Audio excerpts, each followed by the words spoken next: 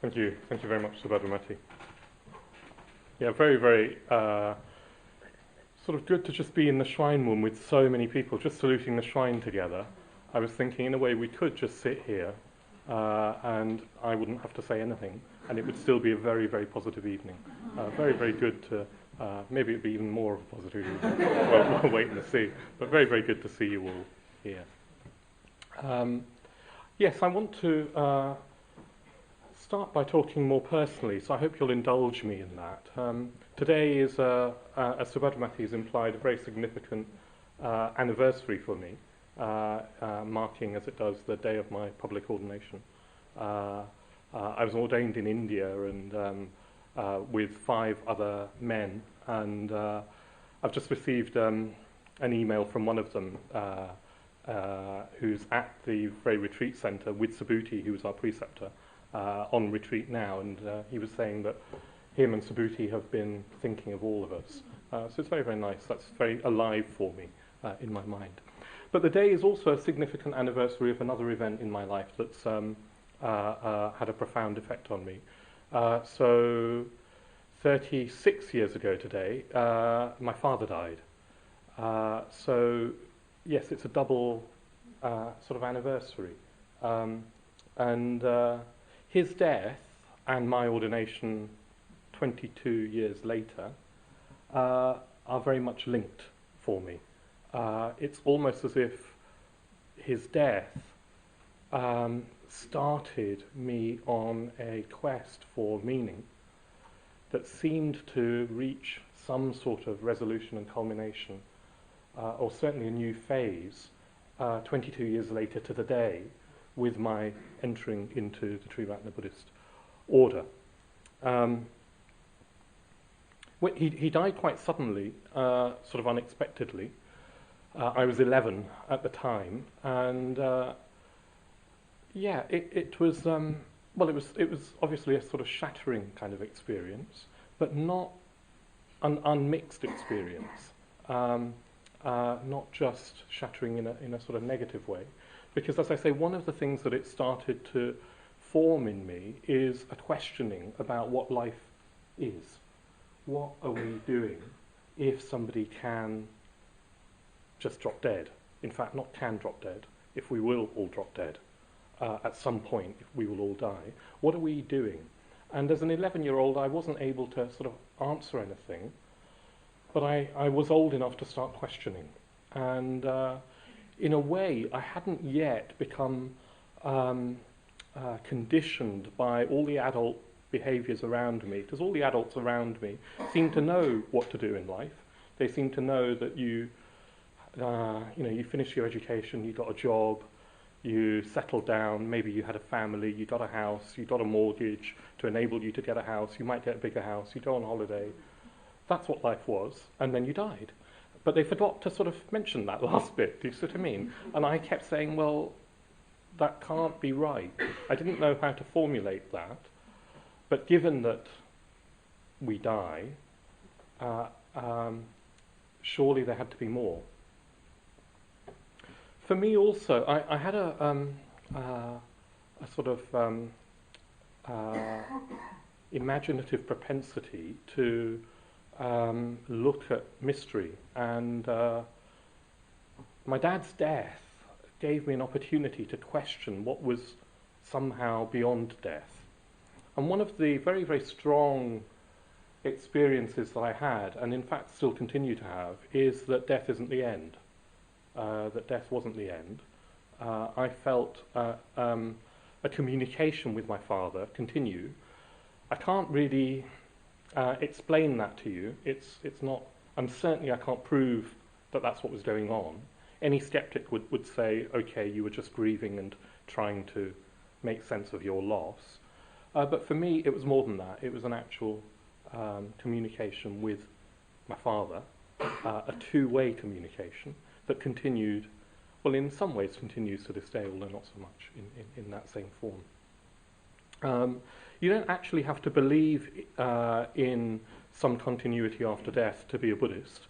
Bhante Sangharakshita is very clear about that. You can practice Buddhism just for improving this life and improving the world around us. You don't have to take on board anything that you haven't experienced for yourself. Buddhism doesn't believe in that sort of blind, well, it doesn't have a place for blind belief. Nevertheless, I'm just saying that for me personally, that was somehow an intrinsic part of my experience that made me question what was going on, because if death wasn't the end, then what kept coming up for me was, well, then that meant that life was somehow more meaningful than I knew. What was life about if death wasn't the end? Yeah. Another strand for me in my childhood was that I was very attracted to space and the cosmos, and sort of trying to uncover meaning through a wider perspective, stars and galaxies and the cosmos. And I can remember as a kid, I was born in Kenya, and as a 2.5-year-old, I was 2.5 when we moved to England, when we emigrated to England, and Neil Armstrong and Buzz Aldrin hadn't landed on the moon yet, but I think there must have been a lot of build-up to that moon landing, because in my mind I was sort of obsessed, I can remember, with the moon and landing on the moon, going to the moon. I was a very late developer in terms of, loads of ways actually, but particularly in terms of speech and language. So even as a 2-year-old, I didn't really speak Gujarati, which was my mother tongue, or English, or I had my own sort of monosyllabic language that I developed, and somehow my parents indulged me in. And I don't know what the word for moon was. It's probably something like ung, because most of my words seem to sound like that. But I can remember I knew that I was going to go on an aeroplane to come to England, although I didn't quite know where I was going. I just knew that I was going to come on an aeroplane. And I wasn't sure what the difference was between an aeroplane and a rocket. And in my mind, I thought we might be going to the moon, which is what was very, very exciting as this wee toddler. And I can remember as a kid, me and my sister, when we came to England, we had this sort of sofa, this sort of three-seater settee that was like a sofa bed. It sort of could turn, it could flip actually. And I've never seen a sofa like that again, but you could sort of sit on it and flip it and end up upside down on it, as it were, on the other side. Anyway, that was our space rocket, and we'd flip it upside down, and on the other side was the moon. And basically what we did was take giant steps on the other side. That was the sort of sum of our going to the moon. But that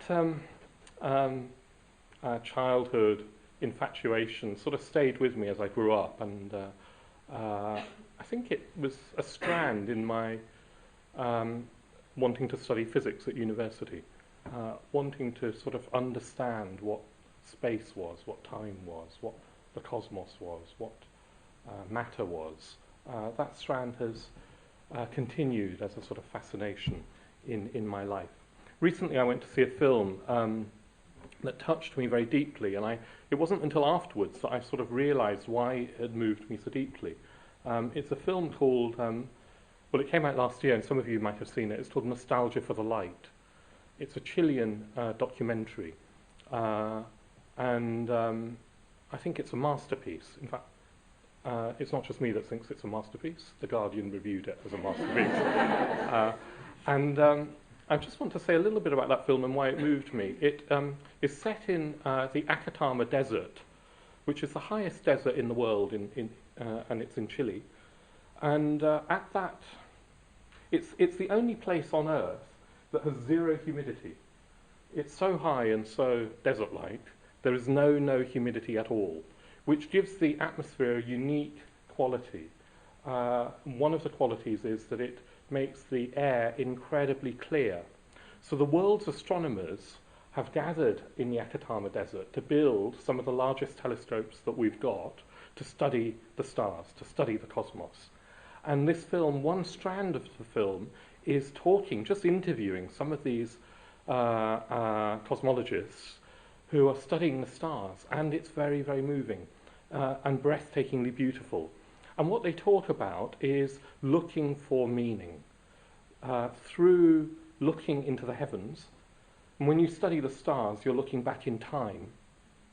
The universe is said to be 13.7 billion years old, and some of what they can observe is almost that old, and you're looking back, to worlds, to stars that were that old, and all the elements of all the atoms that are heavier than hydrogen are formed in stars, and one of the astronomers says, so that means that we are made up of stars.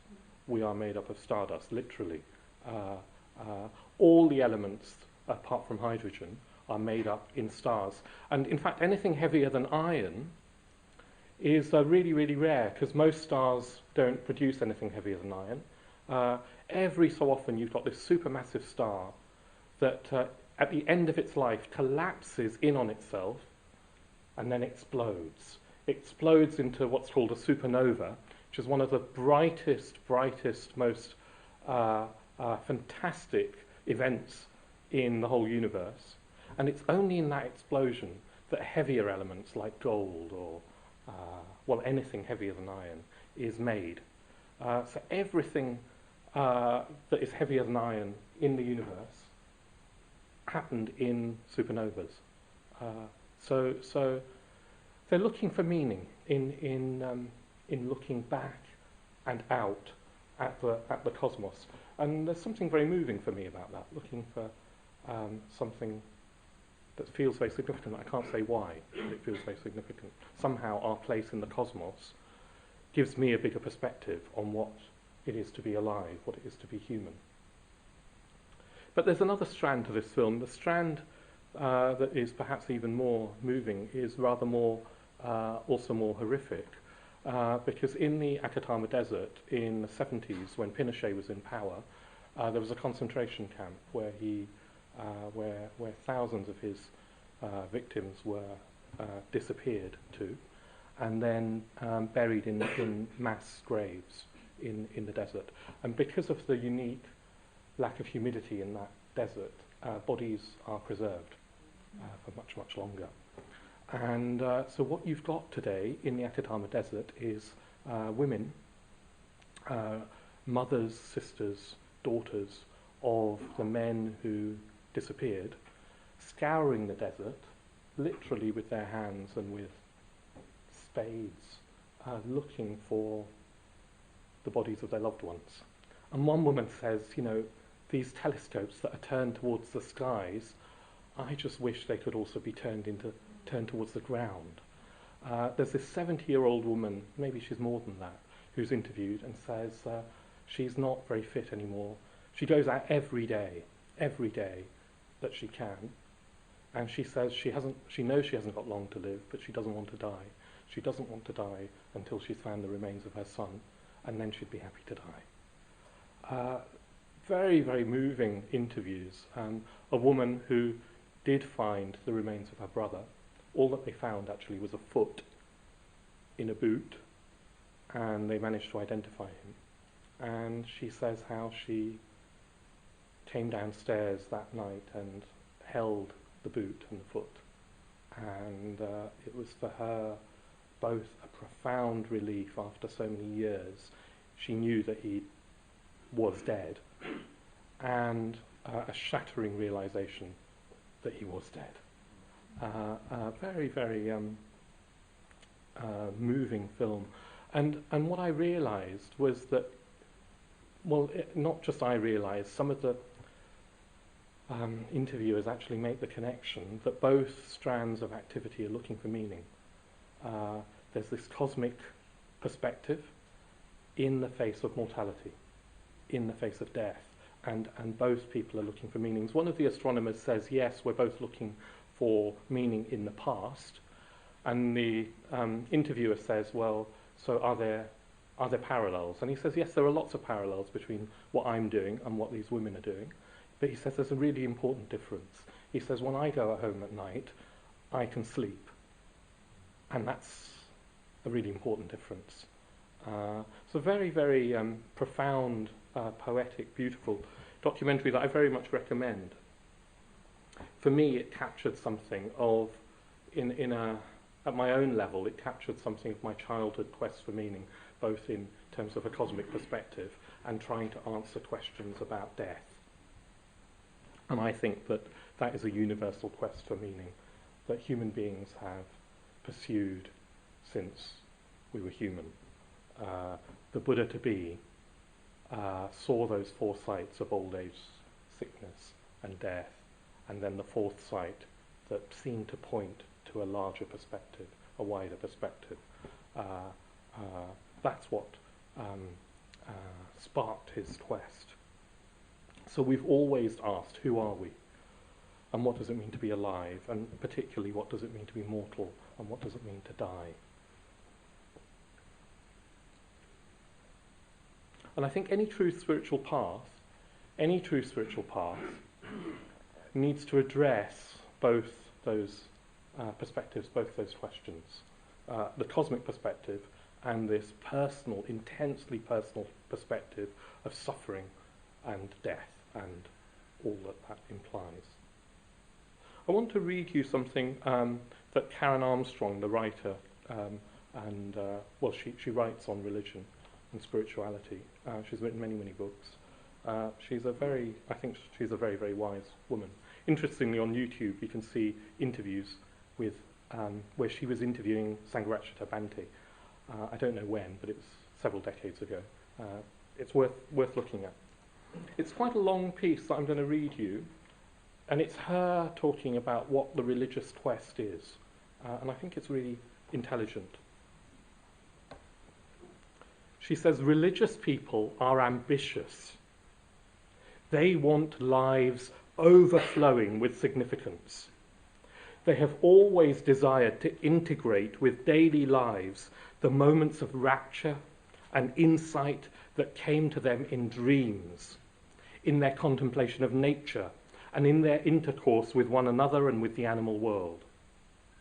Instead of being crushed and embittered by the sorrow of life, they sought to retain their peace and their serenity in the midst of their pain. They yearned for the courage to overcome their terror of mortality. Instead of being grasping and mean-spirited, they aspired to live generously, large-heartedly, and justly, and to inhabit every single part of their humanity. Instead of being a mere workaday cup, they wanted, as Confucius suggested, to transform themselves into a beautiful ritual vessel brimful of the sanctity they were learning to see in their lives. They tried to honor the ineffable mystery they sensed in each human being and create societies that honor the stranger, the alien, the poor and oppressed. Of course, they often failed. But overall, they found that the disciplines of religion helped them to do all this. Those who applied themselves most assiduously showed that it was possible for mortal men and women to live on a higher, divine or godlike plane and thus wake up to their true selves. Isn't that brilliant? Isn't that just brilliant? I really, really respond to this. She says that we're ambitious, that religious people are ambitious. They want to live lives that are brimful with the sanctity that they're learning to detect. It's not escapism, that's what I'm trying to say. It's moving into meaning, into depth, into life, into something sacred. But of course religion has at times got it very wrong. And particularly when religions have started to take literally their own myths. and hardened them into dogma. Until recently, I would have said that Buddhism was relatively immune to this compared to the theistic religions, but then you look at what's happening in Burma and the awful conflict between Buddhists and Muslims in Burma, and I feel saddened, very, very saddened, that even people who consider themselves Buddhists are capable of getting it so wrong. Yes, so literalism is a real danger for any spiritual aspirant, both individually and collectively.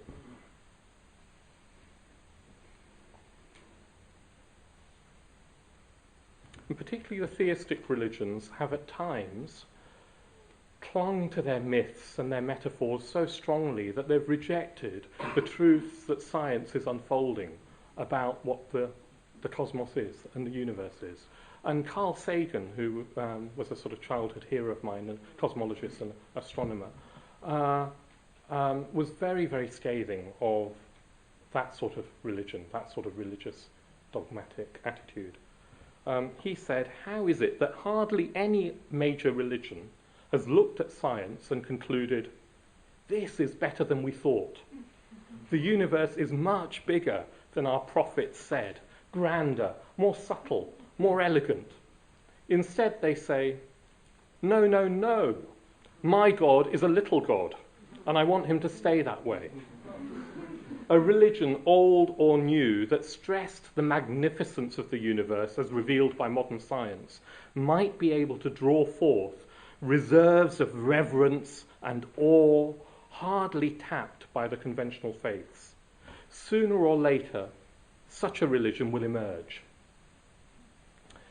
And for me, Buddhism is such a religion, and particularly as elucidated, interpreted by Sangharakshita, by Bhante Sangharakshita, I think it has a clarity that's unrivaled. I think that Buddhism, as I've received it, gives most comprehensive and clear ideas about both the goal and the path leading to that goal. So in the second part of my talk, I want to explore more about the Dharma, about Buddhism, the path and the goal. So Buddhism, of course, begins with an experience, the experience of the Buddha under the Bodhi tree, his enlightenment experience, his awakening. It begins with that experience, but crucially, what the Buddha taught is that he wasn't unique.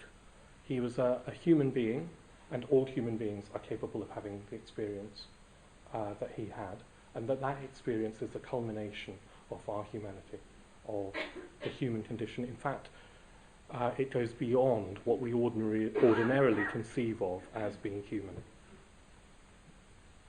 One of the things Bhante has, one of the ways he's talked about enlightenment, at least once that I'm aware of, is he talks about enlightenment as the greatest possible perspective on everything. The greatest possible perspective on everything. And I think it was that I was intimating or intuiting when I, as a kid, wanted a cosmic perspective on life. But the enlightened mind, the perspective of a Buddha, I suspect goes even beyond that cosmic perspective. Because a cosmic perspective still implies, well, you've got this vastness of the cosmos, but I am still at the centre of the whole universe. I'm just looking out to wider and wider reaches. Whereas the perspective of the enlightened mind has no such centre, has no such centre of self, has no self-referential content at all. Not only does it not have a perspective that sees me or the self as the centre of everything, it doesn't regard the objective world as separate from consciousness. And here words start to reach their limitation, not just because we don't have the language, but because we strain at the very bounds of reason itself. starts to break down, when you start to move into terrain that goes beyond subject and object. But it's said that, yes, there is the possibility for all of us to experience an awareness, a vast awareness, an infinite awareness within us, as it were, but that is somehow not us, not ours, and yet we can experience it. I mean, the incredible thing about the enlightened mind is that it's this infinite consciousness that isn't personal.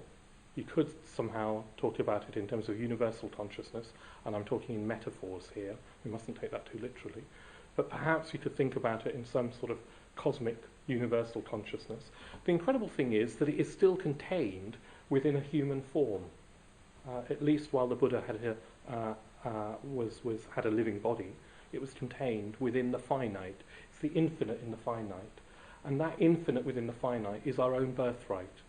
The only thing that stops us experiencing it is this delusion that we have a fixed and separate self.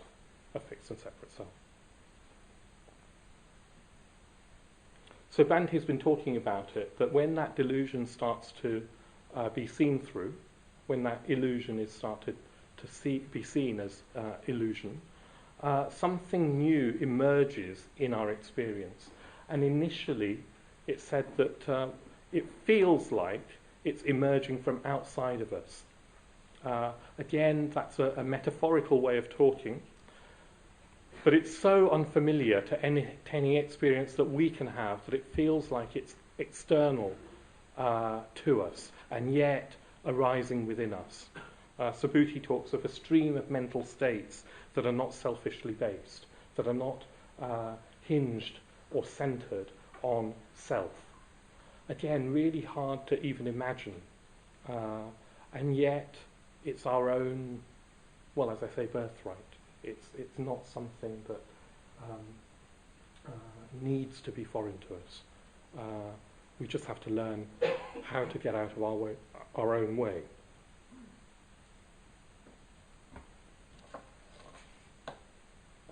And this experience of something that transcends self, arising yet somehow within us, is said to operate along natural laws, just like the laws of physics. It's said that it arises in a natural way, that it's part of the fabric of reality. If only we could see it, as it were. It's natural. It's not supernatural in the sense of some sort of God or divine agency interfering with the natural order. It's part of the natural order. And Bante has been talking more recently in terms of the law of karma and the law of dharma, both as natural laws. Niyamas is the word for law, karma niyama and dharma niyama. And those two natural laws that operate in reality are the key to this transcendent experience. It's by cooperating with these natural laws that we can transform our consciousness into the enlightened mind. So I want to say a little bit more, I'm not going to have time to say very much, about working first of all with the natural law of karma, and then working with the natural law of dharma, the karma niyama and the dharma niyama.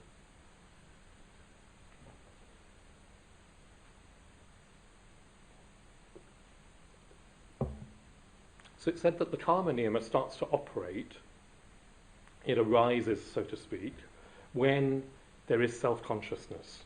When there are self-conscious beings who are aware of being aware, then the law of karma starts to operate for them. The law of gravity arises, for example, whenever there's matter and mass. Wherever there's matter and mass, the law of gravity manifests. So wherever there's self-consciousness, the law of karma manifests. It becomes operational.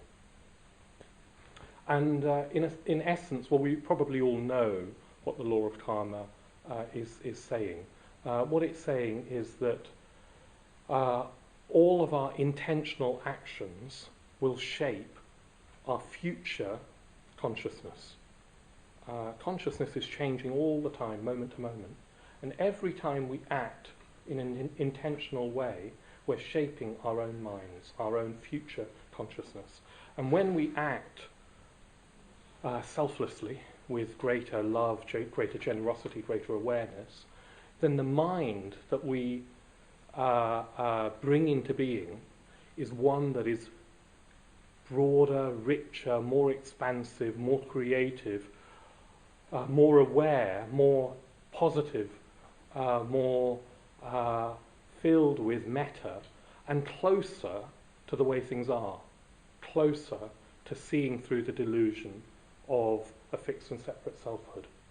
So we're moving in the direction of reality, of the enlightened mind, every time we act with kindness, with love, with generosity, with some awareness, with some degree of lack of self-concern. And of course the opposite is true. Every time we act in a way that is unskillful, as the term is, acting from the bonds of self, what we do is tighten those bonds in our own consciousness. And our consciousness becomes smaller, more rigid, less malleable, darker somehow, more constricted. We feel more isolated from other people and the world around us. And we feel, therefore, less happy. In essence, that's the law of karma. It goes beyond that, but I'm not going to talk about that at this moment. All that I am going to mention is that the law of karma isn't the only law operating in the universe, so we mustn't fall into the trap of thinking that everything that happens to us is the result of our past karmic actions.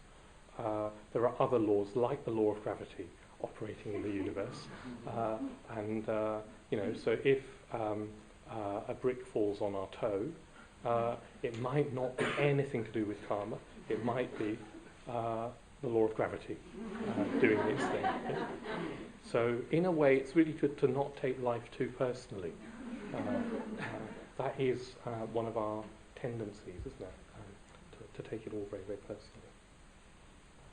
So initially, the spiritual life consists of aligning ourselves more and more with the positive aspect of the law of karma, so that we can develop this richer, brighter, more aware consciousness.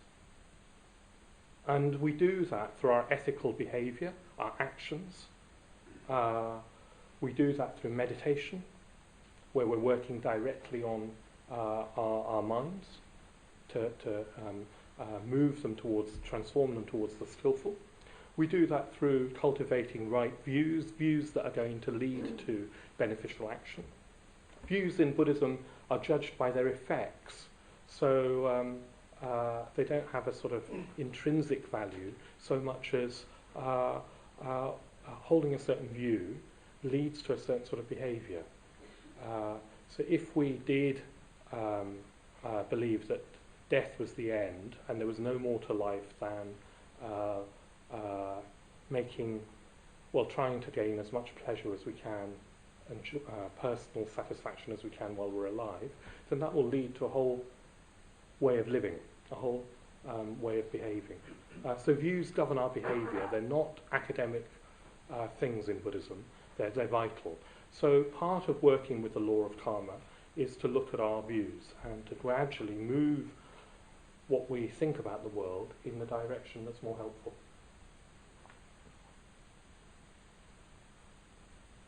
But that's not enough. That's not enough because you can do all of that and still we can end up with a sort of refined selfishness. And Buddhism might be particularly prone to this because if you do act ethically, if you do meditate, if you do work on your views, you will become happier over time. And it's easy then to become a bit complacent, self-satisfied in one's own happiness and still turn that into a more comfortable sort of self-created prison that doesn't really break through the bonds of this delusion of self, fixed and separate selfhood. One way, and a really vital way, I think, of moving beyond ourselves is to serve something that is bigger than us. Serve a goal, an end that is bigger than us. A mortgage, a career, a family even, isn't always going to be able to do that. We need something that is sort of pointing to the transpersonal. And one way that we can do that in all sorts of ways. I mean, a lot of people find that through their altruistic work, for example. They're working to reduce suffering in the world. But one way that we can do that, and as Buddhists, a way that we really need to take seriously and consider very, very seriously, is can we work to help serve the Dharma, to help spread the Dharma, because the Dharma is the most precious gift that can ever be offered to anybody, because it contains within it the path that not only alleviates suffering but transcends suffering. And serving the Dharma, serving that goal, can help lift us beyond self, beyond the confines of selfhood. I'm really, really pleased that at this centre the Sangha consists of, all of us in some way or another are participating in this altruistic venture to serve the Dharma. Partly simply by being here, we're doing that. We're participating in this altruistic spirit. But many of us, many of you, are helping more directly, giving in whatever way you can to the project of serving the Dharma, helping spread the Dharma. The world needs the Dharma. This centre is like a tiny, tiny flame, a tiny beacon in a very dark and darkening world, I think. And it needs as much of our creativity, resources, energy, as much as we can muster. And that, to me, feels like a more meaningful, worthwhile life to be trying to lead than anything else that we can be doing with our lives. Frankly, that's how it feels to me. But also, if we do that, if we can start to serve the Dharma, then what happens is that we start to let go, we start to almost be forced to let go of egotism, at least to some degree. There's a sort of thinning of egotism. So, for example, we start to have to let go of pride, of our desire for success, in that worldly sense, of fame, of fortune, of specialness, of me as being this special centre of the universe. We start to, if you serve the Dharma, you're confronted with your own limitations, which you then have to confess, acknowledge. Confession, apology, forgiveness become essential. You can't serve the Dharma without participating in those practices, and those practices help refine, thin egotism. Yeah, we're learning to see ourselves not as the centre of the universe. That's hard practice, and it needs to be based on a lot of emotional positivity, and hence you have these stages of integration and positive emotion that Maitravandi is going to carry on exploring in the weeks to come. If we are going to let go of egotism, if the delusion that we're a fixed and separate selfhood, there's a delusion of fixed and separate entity within me, if we're going to let go of that, we also need to cultivate a confidence that when we let go, we're not going to disappear into a black hole, into a void, where the lights just go out. We need to start cultivating confidence, or shraddha, in a reality that goes beyond our self-clinging. So confidence that if I can let go of selfhood, that actually what emerges is a freedom, and a joy, and a bliss, and a profound sense of truth and knowing. And and a sense of connectedness with all of reality. We need to start to cultivate confidence that that is what will happen. Otherwise, it will be very, very difficult to let go of ourselves, particularly when the world around us is encouraging us to do the very exact opposite and telling us that true happiness is to be found through all of those worldly pursuits. Very, very difficult to do unless we cultivate this sense of Shraddha. And Shraddha can't just be an intellectual understanding. It also has to feel like a longing. There's a beautiful word, which is a type of Shraddha, an aspect of Shraddha called Abhilasha, which is called the longing faith, the longing Shraddha, where we yearn for transcendence, where we yearn for truth, where we yearn to be free of these tight, limited bonds of self and the suffering that creates. We have to long for meaning and truth in the way that we might long for a lover, or we might long for any worldly sort of happiness.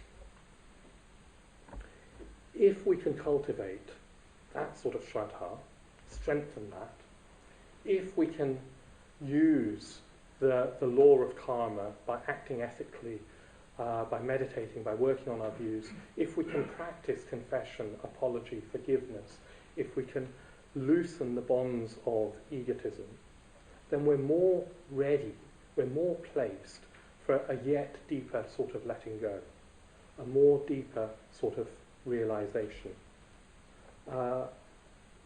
It's almost like this self-clinging that we're trying to let go of is it's like a reflex in our very, very being that goes, it's almost gut level. It's not going to just be intellectual or even emotional. It's like the survival instinct. It goes as deep, in fact, in a sense, it is the survival instinct. It goes as deep as that. So what we're trying to let go of is like a reflex that just is naturally clinging. It's like a muscle. Sometimes you can sort of feel that holding on in the pit of your stomach, and it's that at that level that we're trying to let go.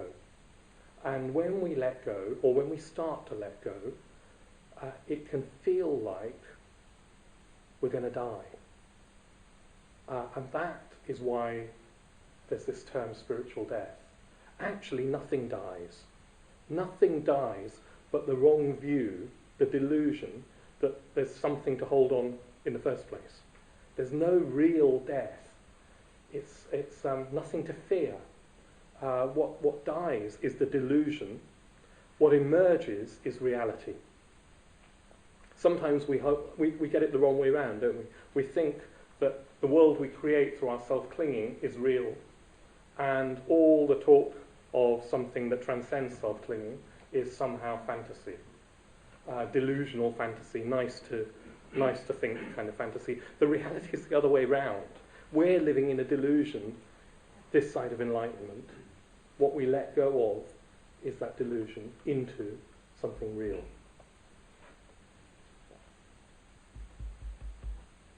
And it's said that that's when this other law, this other niyama, Dharma niyama, processes that are governed by that law start to operate. And Bhante uses the language of Dharma niyama because he wants us to be really careful not to literalize or reify that language. Dharma niyama isn't a thing. It's just like gravity isn't a thing. It's a set of laws in the universe that naturally arise in us when we start to let go of self-clinging, and they open us up to a stream of mental states that are not selfishly based. They open us up to the dynamics of the real dynamics of what it is to be human. They lead to compassionate activity. But it's said that a Buddha or a Bodhisattva, an enlightened being, doesn't feel compassionate. They just experience this freedom from selfhood. But their action in the world, as we experience it, looks like compassion. It's a bit like a lamp, the light of the lamp and the lamp itself. The enlightened mind is the lamp itself, and the light that shines from it, that we see, is compassionate activity. They're not separate, and yet, a Buddha doesn't go around thinking I'm being really compassionate. There's no sense of self there. And it's said that these states, at first, they're glimpsed like flashes of lightning. And it's very, very possible to have glimpses, even though we might not have been practicing either at all or for very long. It's very, very possible to have glimpses. But unless we're practicing, those glimpses just disappear. They arise. For a while, we might be lifted out of ourselves into a world of significance, of sacred meaning, and we know that there is something more in reality. But then we forget, and we just get on with the humdrum of our lives. Practice is about not worrying too much about those heightened experiences, but trying to live according to them, and building a spiritual life. I think Ken Wilber said that people these days, people he meant in spiritual circles, are far too concerned about spiritual experiences and not concerned enough about a spiritual life. And Bhante Sankaracharya has really emphasized a spiritual life. If we live a spiritual life, the experiences take care of themselves. And it's said that they become more and more frequent, they become more and more profound, they become more and more transformative, and until they become, in a way, the keynote of our lives. Okay, so I'm going to move on to the third part of my talk. I'm going to say less about this, but not because it's not really, really important. If we're going to live a spiritual life, if we're going to move towards real spiritual rebirth, then we're going to need to commit ourselves to the spiritual life. We're going to need commitment. Speaking personally again, so yes, 14 years ago, I was welcomed into the order by Subhuti. And as Subhadrati said, the ordination ceremony symbolises a spiritual rebirth. It symbolises a spiritual rebirth. It isn't necessarily a real spiritual rebirth in that it doesn't necessarily coincide with a real realization that is going to be irreversible. But nevertheless, my own experience was that it was a turning point. It was a key turning point, and I'm not alone in that. I think most order members will talk in these terms as being the pivot on which their life has turned. Maitreya Bandhu once said that he experienced it as just a tiny, tiny turning point that was really subtle. It's as if the compass of his life turned by just a degree or so. But over time, if you keep following that change of direction, you end up in a very, very different place. You end up in a very, very different place to had you not had that turning. And for me, that turning point, I'm still trying to unravel its implications, to grasp what it is that I did 14 years ago, what happened. But I just want to, speak a little bit more personally. So for me, I asked for ordination about 2 years after I first started coming along to the centre. And I wasn't sure that I was ready to ask. Part of me just thought, no, it's way too early. Who do you think you are, thinking that you can even ask to join the order? I kind of asked because others around me, friends around me, Maitreya Raja, where are you?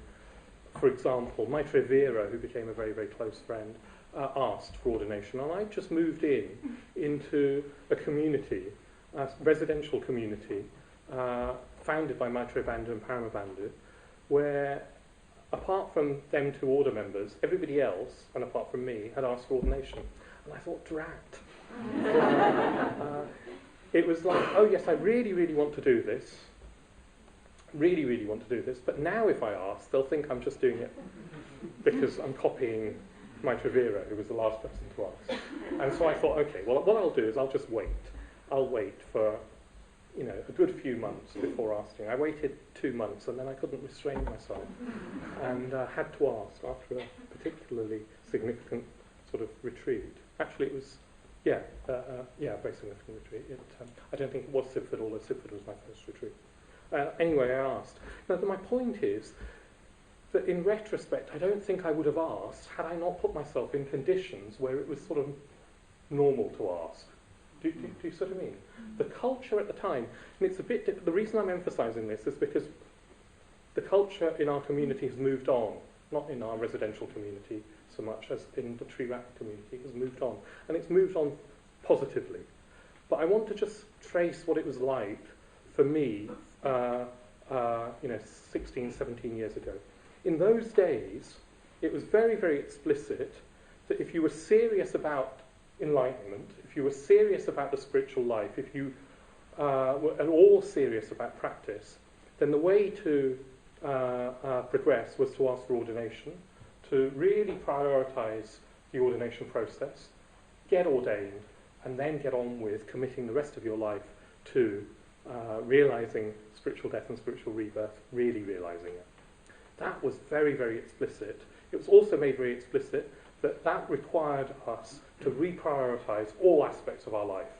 Yeah, reprioritise all aspects of our life. Now, for me, I was able to do that. I was able to move into a community. I was able to leave my job. I was able to start working here at the Buddhist Centre. Not everybody is able or was able. And unfortunately, the way of thinking and the way of communicating at the time meant that a lot of people felt left out through no fault of their own, simply because they weren't able to necessarily live the normative lifestyle of community and team-based right livelihood. Yeah? Maybe they had families already, maybe they didn't want to live in a community, maybe they had a job at a rotation that was already fulfilling. All sorts of things. So that culture, for some people, was really unhelpful. Other people, not myself, felt forced into conforming to a particular lifestyle that then later they found wasn't helpful. And besides, living in a community doesn't do it of its own accord, or even working at the Buddhist Centre doesn't do it, or working in lama's pyjamas or whatever it is, doesn't do it of its own accord. It provides opportunities, and we have to be taking those opportunities. It's possible to put yourself in those conditions, not take those opportunities, not make any spiritual progress, and somebody not living in those conditions might make much, much, much more. So then, over time, this discourse changed. And what we started to emphasise was that there were lots of lifestyles whereby you could make spiritual progress. You didn't have to live this normative lifestyle. As long as it was ethical, and as long as you could practice, you could really, really make progress.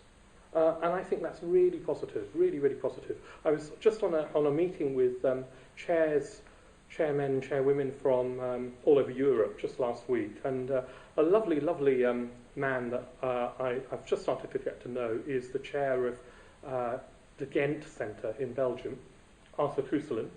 He lives with his wife and 3 kids.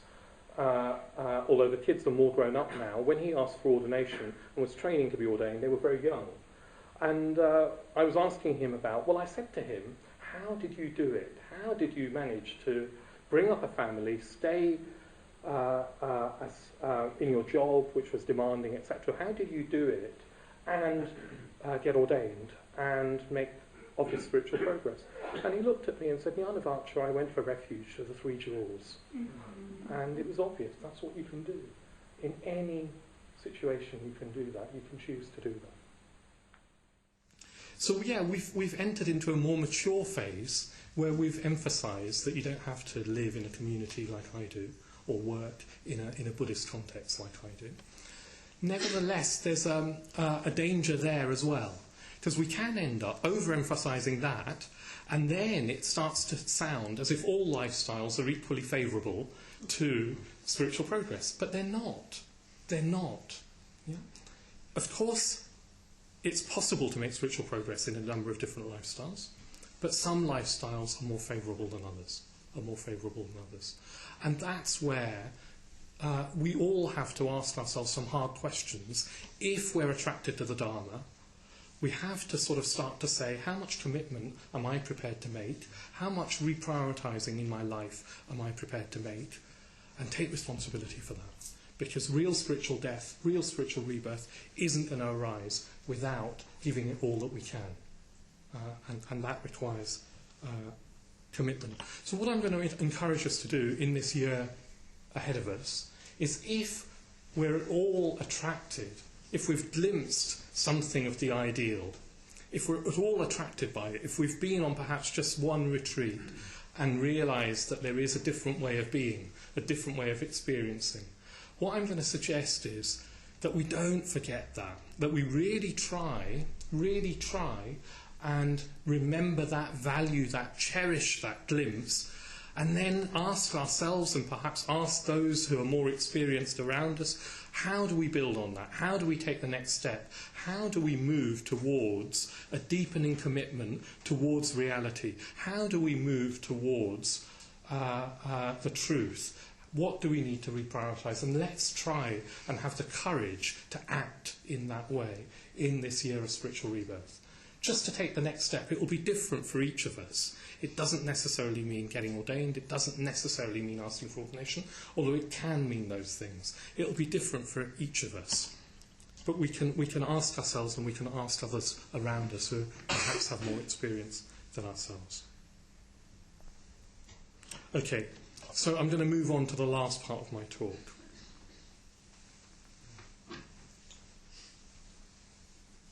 So Bhante has, as I say, and Subhuti has recently been talking about spiritual rebirth in terms of these processes that arise in accordance with the Dharma Niyama, with the law of the law that is called the Dharma Niyama. These processes that arise, somehow they arise sort of within us and yet are nothing to do with us, and yet are essentially what it is to be human. So somehow they're essentially to do with us.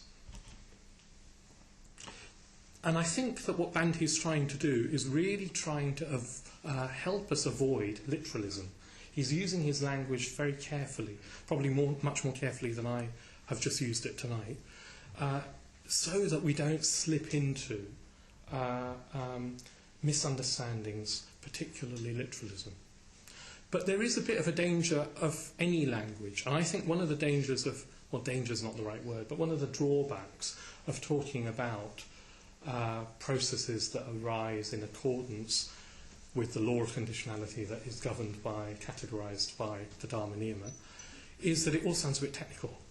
It all sounds a bit abstract. Subhuti and Bhante have also used other language. They've used metaphor. They've used more metaphorical language. The key thing is to remember that it is metaphor.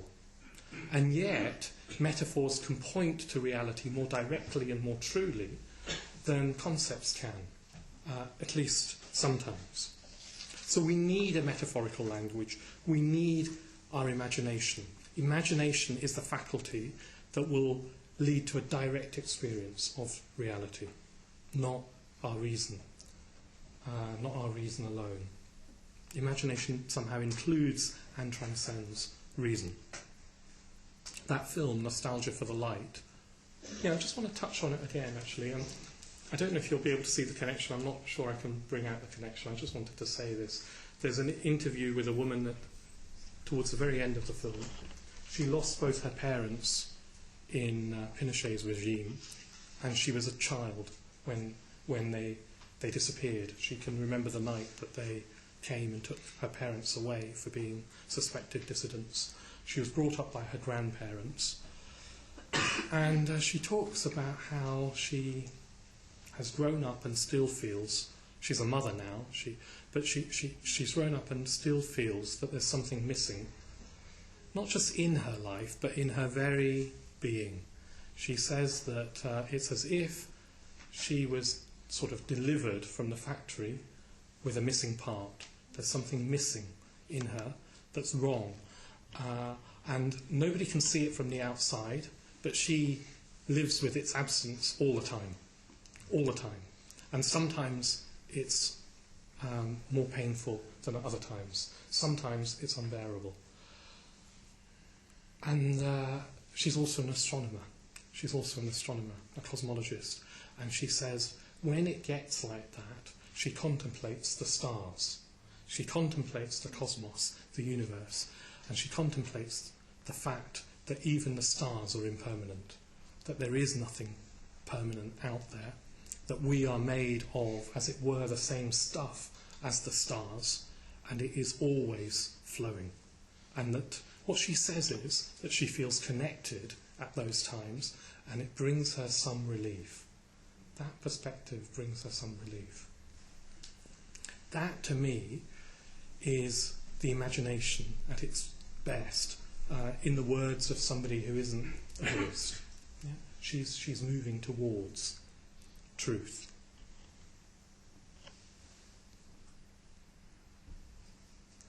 Recently, Bhante and Subhuti have talked about how it feels when reality starts to break through. Again, this is metaphorical language. They've said that it feels like there's a force that comes through, a force, a will, that's beyond us, that isn't our own, and yet sort of is not our own, and it arises within us, and it leads to compassion activity. Bhante refers to it, Subhuti refers to it as a suprapersonal force. The paper that he talks about this in has just come out a couple of weeks ago. I'd really recommend you read it. It's called A Suprapersonal Force Working Through Me. It's on Subhuti's website, so you can find it online. But another language that Bhante has used and emphasised is the language of images. It's the language of images. Because even the notion of a suprapersonal force can sound too abstract. And the actual experience is not abstract. It feels intensely personal. It's said that we can feel like we're in contact with a consciousness wider than our own, not our own. As if there's a presence, a consciousness, not our own. A consciousness that is full of wisdom and love. And so the Buddhist tradition has personified the experience in images like the image that we've got on our shrine, this image of Manjughosha, because there's truth in it. Not because it's fantasy, but because this and the other images of Buddhas and Bodhisattvas is what it feels like when we're in contact with reality. This is what the glimpse will feel like.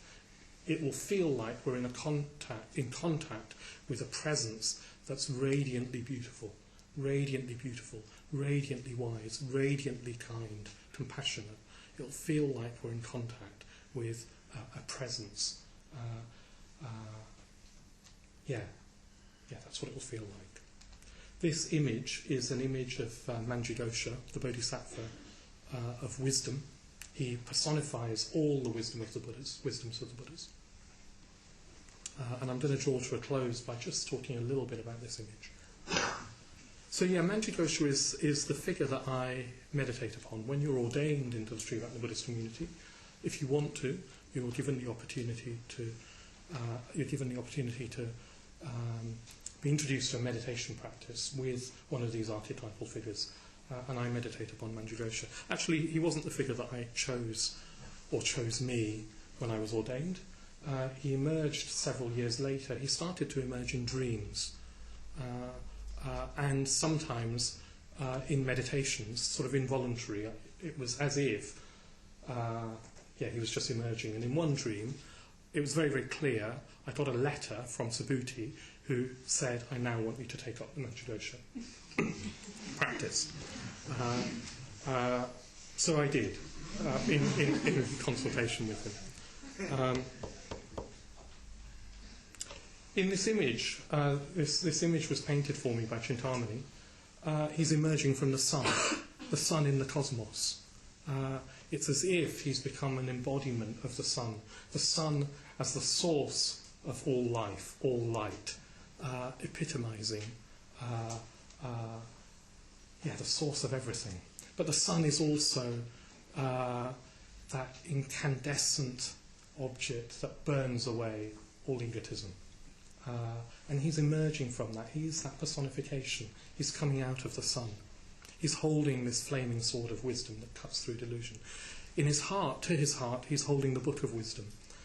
The book of wisdom feels like, in the image to me, a crystallization of the whole cosmos that he's holding to his heart. And the sun itself is emerging from this galactic cloud, this cloud nebula in which stars are born. And the cosmos, where stars are born out of sort of nothing, for me becomes a symbol of form and emptiness.